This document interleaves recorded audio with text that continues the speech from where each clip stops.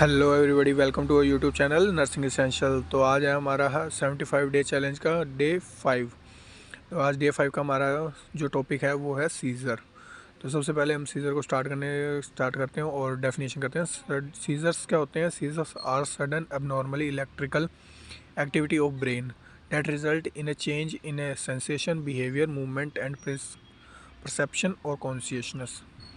Seizures क्या होते हैं? एक सडन एबनॉर्मल इलेक्ट्रिकल एक्टिविटी होती है ब्रेन की that result in a change in a sensation, behaviour, movement. Sudden abnormal electrical activity होती है ब्रेन की जो इसके रिजल्ट में क्या होता है? चेंज हो जाती है सेंसेशन, बिहेवियर, मूवमेंट, परसेप्शंस और कॉन्शियसनेस सब क्या होती है? चेंज हो जाती है। तो सीजर हमारी सीधी सी बात है कि ब्रेन की इलेक्ट्रिकल एक्टिविटी के अंदर अगर कोई डिस्टर्बेंस हो जाती है तो उसके कारण क्या हो जाता है? सीज़र आ जाता है। ठीक है, उसमें मूवमेंट और कॉन्शियसनेस सब कुछ बिगड़ जाता है। तो एपिलेप्सी नेक्स्ट हमारी डेफिनेशन। एपिलेप्सी क्या होता है? Chronic disorder of recurrent seizure. Epilepsy होता है सीजर्स का बार बार आना, क्रोनिक हो जाना, बार बार सीजर्स का आना वो हो जाता है रिकरेंट सीजर। रिकरेंट सीजर मतलब कि बार बार एक ही मतलब कि किसी पेशेंट को सीजर आ रहे हैं बार बार, अब आ गया थोड़ी देर बाद फिर से आ गया, थोड़ी देर बाद फिर से आ गया, फिर कुछ डेज़ के इंटरवल में आ रहा है, तो उसे हम बोल देते हैं एपिलेप्सी। नेक्स्ट अगर हम बात करें तो कोजेज़, इसके सीजर्स के कोजेज़ क्या है? कोजेज़ की हम बात करें तो सबसे पहले आ जाता है कोज हमारा जेनेटिक डिफेक्ट। जेनेटिक डिफेक्ट के अंदर क्या आता है? जो माँ बाप से मिली है या फिर हेरिडिटरी है। नेक्स्ट आया था क्वाड, जो कि जन्मजात नहीं होती, बाय बर्थ नहीं होती, बर्थ के बाद में होती है। सबसे पहला आता है हाइपोक्सिया, जो ब्रेन है उसके अंदर ऑक्सीजन की कमी होगी। नेक्स्ट आया था फीवर चाइल्डहुड के अंदर जो भी फीवर सीजर्स के अटैक होते हैं मोस्टली फीवर के कारण ही होते हैं। नेक्स्ट आया था हेड इंजरी, किसी हेड में चोट लगने, ट्रॉमा करके एपिलेप्सी हो रही है या फिर सीजर आ रहे हैं। नेक्स्ट आया था स्ट्रोक, किसी स्ट्रोक के कारण सीजर आ रहे हैं। नेक्स्ट आया था सेंट्रल नर्वस सिस्टम के इन्फेक्शन के कारण कोई स्ट्रोक हो, सीज़र आ रहे हैं। मेटाबॉलिक एंड टॉक्सिक कंडीशंस करके सीज़र आ रहे हैं, या फिर ब्रेन ट्यूमर के कारण, या फिर इसका लास्ट है cause drug and alcohol without withdrawal. Drug या अल्कोहल के विड्रॉल में भी सीजर्स आ सकते हैं। नेक्स्ट अगर हम बात करें इसकी क्लासिफिकेशन की सीजर की, तो सीजर्स की जो क्लासिफिकेशन होती है वो दो तरह की होती है। एक तो जनरलाइज होती है, एक होती है पार्शियल सीजर। जनरलाइज सीजर्स के अंदर क्या आता है? एक मैनी टाइप्स ऑफ सीजर आ जाते हैं इसमें भी। पहला आ जाता है एब्सेंट सीजर, दूसरा आता है टोनिक क्लोनिक, तीसरा आता है मैक्लोनिक, फोर्थ आ जाता है टॉनिक, फिफ्थ आ जाता है clonic and last one tonic. और पार्शियल सीजर की बात करें तो उसमें दो तरह के सीजर आ जाते हैं, सिंपल एंड कॉम्प्लेक्स। अगर हम पहले पार्शियल सीजर की बात करें, सिंपल जो सीजर होता है वो होता है सिंपली सीजर आ गया पेशेंट को और वो कुछ देर बाद ठीक हो गया। लेकिन कॉम्प्लेक्स के अंदर क्या हो जाता है कि कॉम्प्लेक्स सीजर जो होता है उसके अंदर पेशेंट को सीजर भी आता है, उसके साथ में उसे मसल टोन उसके कंट्रैक्ट हो जाते हैं, मसल्स जकड़ जाते हैं सारे, तो वो आ जाता है हमारा कॉम्प्लेक्स में। अब अगर हम आगे बात करते हैं सारा जनरलाइज सीजर की, तो इसके हर एक सीजर को हम थोड़ा डीपली आगे डिस्कस करते हैं।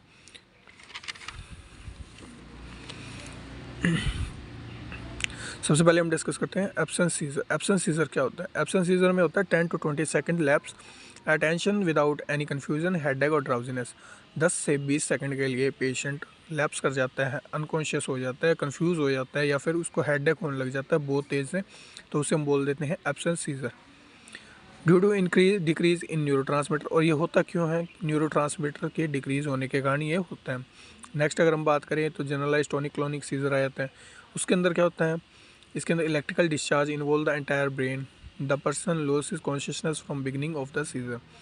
जनरलाइज टोनिक क्लोनिक सीजर के अंदर होता है इलेक्ट्रिकल डिस्चार्ज इन्वॉल्व, जो ब्रेन होता है एंटायर ब्रेन, उसके अंदर से जो इलेक्ट्रिकल डिस्चार्ज होने लग जाते हैं अब नॉर्मली, और लॉस ऑफ कॉन्शियसनेस हो जाती है, तो इसको हम बोलते हैं जनरलाइज टोनिक क्लोनिक सीजर।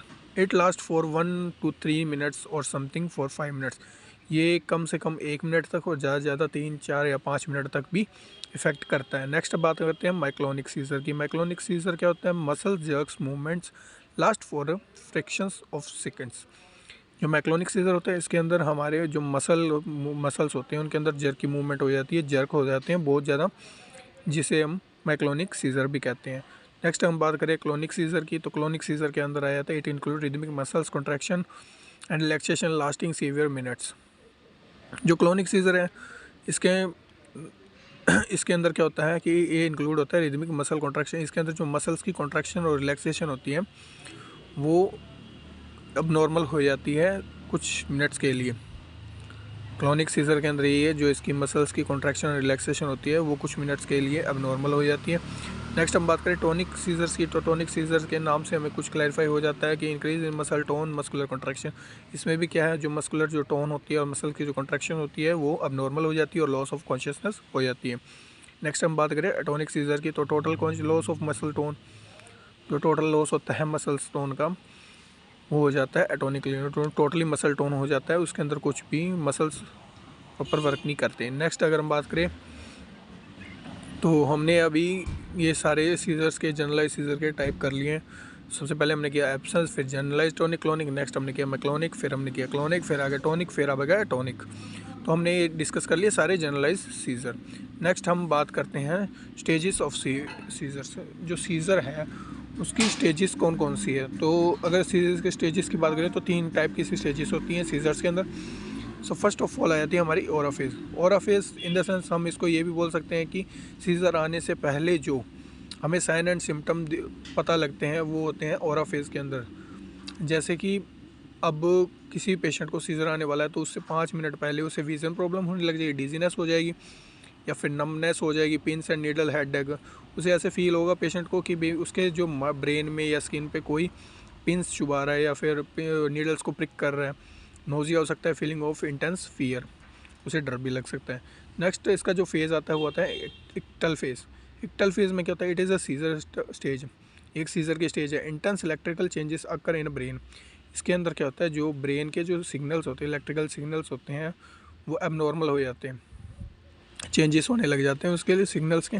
उससे क्या हो सकता है, लॉस ऑफ अवेयरनेस हो सकती है, फीलिंग कंफ्यूज हो सकता है, सीइंग फ्लैश लाइट्स। उसे ऐसे पेशेंट को ऐसे फील होगा कि उसके फेस पे कोई लाइट्स जला रहा है, बार बार बंद कर रहा है, या फिर ट्रबल स्पीकिंग, उसे बोलने में दिक्कत आएगी। लॉस ऑफ मसल कंट्रोल हो जाएगा, उसको मसल्स को कंट्रोल हो जाएगा। एंड रिपीटेड मूवमेंट हो जाएगी, जैसे वो बारी बारी एक ही मूवमेंट को बार बार करेगा। तो ये हमारा हो गया एक्टल फेज़। नेक्स्ट हम बात करें पोस्ट एक्टल फेज़, तो इसके अंदर क्या होता है, फाइनल स्टेज होती है सीजर की, और brain try to get nerve cells to stop missing body the begin to the relax. इस स्टेज के अंदर फेज़ के अंदर क्या होता है, जो सीजर होता है ब्रेन में, जो ब्रेन की नर्व सेल्स होती है वो स्टॉप करती है सीजर को और वापस उससे रिलैक्स करने की कोशिश करती है। पोस्ट जो इचल इफेक्ट होता है, lost for few minutes two days.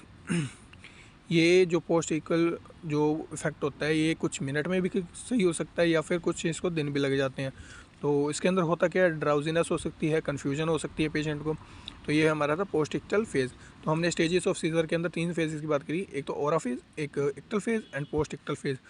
Aura phase में तो स्टार्ट होने से पहले की, इक्टल फेज़ में जब वो सीज़र आ गया तो उसके बाद क्या होगा, एंड पोस्ट इक्टल फेज़ के अंदर आ गया जो सीज़र होने के बाद में जो एक्टिविटी होती है, जो मूवमेंट होती है, वो सब आ गया पोस्ट इक्टल फेज़ के अंदर।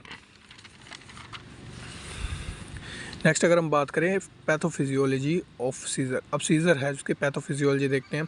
तो सबसे पहले क्या होगा, कॉजेटिव फैक्टर होगा, जैसे एग्जांपल कोई ब्रेन की इंजरी हो गई है, उसके बाद क्या होगा, जो अल्ट्रेशन होगी, न्यूरल जो ट्रांसमिशंस होंगे, न्यूरो ट्रांसमीटर होंगे, उनमें अल्टरनेशन आ जाएगी, हाइपर से एक्साइटेबिलिटी हो जाएगी न्यूरॉन की, न्यूरोनल नेटवर्क अब नॉर्मल हो जाएगा। कोई भी अगर न्यूरल जो इलेक्ट्रिकल इम्पल्स आ रही है उनमें क्या अल्टरनेशन आ जाएगी। फिर क्या होगा, alternation in expression and function of receptor in ion channel. हर जो भी एक्सप्रेशन आता है किसी पेशेंट का सीज़र के टाइम पे उसकी अल्ट्रेशन हो जाएगी, एक्सप्रेशन अलग अलग एक्सप्रेशन आएंगे, उसके फंक्शंस होंगे रिसेप्टर के, वो बंद हो जाएंगे और अब नॉर्मली फंक्शंस होने लग जाएंगे सभी रिसेप्टर्स के। नेक्स्ट आया था हमारा neuronal loss and axonal dendrites and germination. जो न्यूरोनल जो अपने इलेक्ट्रिकल है, जो ब्रेन के अंदर न्यूरॉन्स है, उनका लॉस होने स्टार्ट हो जाएगा और डेंड्राइट जर्मिनेशन हो जाएगी, डेंड्राइट्स की फॉर्मेशन हो जाएगी ब्रेन के अंदर। नेक्स्ट आया था हमारा पॉइंट सीजर थ्रेशोल्ड राइज, जो सीजर्स का थ्रेशोल्ड होता है वो राइज हो जाएगा। नेक्स्ट हमारा आया था सीजर एपिसोड बिगिन, फिर जो सीजर होता है वो बिगिन हो जाता है, स्टार्ट हो जाता है सीजर आना। ये तो हो गई हमारी सारी पैथोफिजियोलॉजी। नेक्स्ट हम डिस्कस करते हैं कॉम्प्लिकेशन। कॉम्प्लिकेशंस क्या होती है इसके अंदर, सीजर्स के अंदर फ्रैक्चर ऑफ बोन हो सकता है, इम्पेयर्ड इंटेलिजेंस हो सकती है, सडन अनएक्सपेक्टेड डेथ हो सकती है, इन एपिलेप्सी कोई अनएक्सपेक्टेड डेथ भी हो सकती है। तो ये थी हमारी कॉम्प्लिकेशन। नेक्स्ट हम बात करते हैं इसकी मैनेजमेंट की। तो मैनेजमेंट के अंदर इसका सबसे पहले गोल है तो prevent injury during seizures to maintain airway.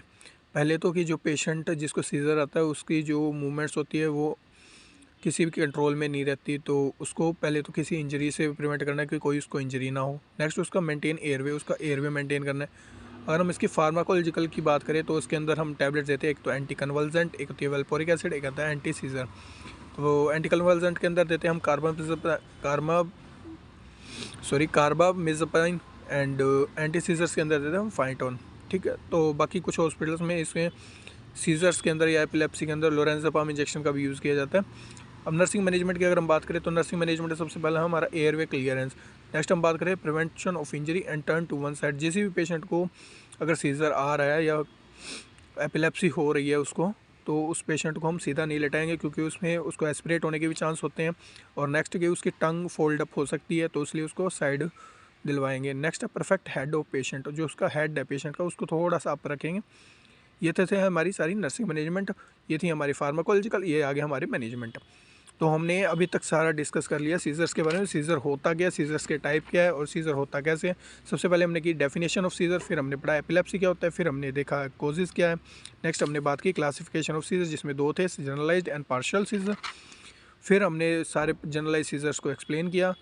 फिर हमने की सारे स्टेजेस ऑफ सीजर जिसमें थी ओरा फेज, एक्टल फेज, पोस्ट एक्टल फेज, तीनों फेजेस को हमने डिस्कस किया। देन हमने की इसकी पैथोफिजियोलॉजी, सीजर्स की पैथोफिजियोलॉजी की भी, सीजर कैसे होता है। फिर हमने बात की कॉम्प्लिकेशंस की, उसमें सीजर्स के अंदर क्या क्या कॉम्प्लिकेशन आ सकती हैं। फिर हमने चेक की मैनेजमेंट, फिर हमने की फार्माकोलॉजिकल, फिर हमने की नर्सिंग मैनेजमेंट। तो ये था हमारा टॉपिक आज का, सीजर टॉपिक। तो इस टॉपिक के एंड में मैं 5 क्वेश्चन डालूंगा, हमेशा की तरह 5 क्वेश्चन डालूंगा। अगर आपने वीडियो अच्छे से देखी तो आप 5 क्वेश्चन ऑब्वियसली बात है ज़रूर कर पाओगे। और अगर आपको ये वीडियो अच्छी लगी हो तो लाइक करें, सब्सक्राइब करें, शेयर करें और हमारे साथ बनाए रखें। और बस आज के लिए मैं यहीं विराम लेता हूँ। तो जय श्री राम, जय महाकाल।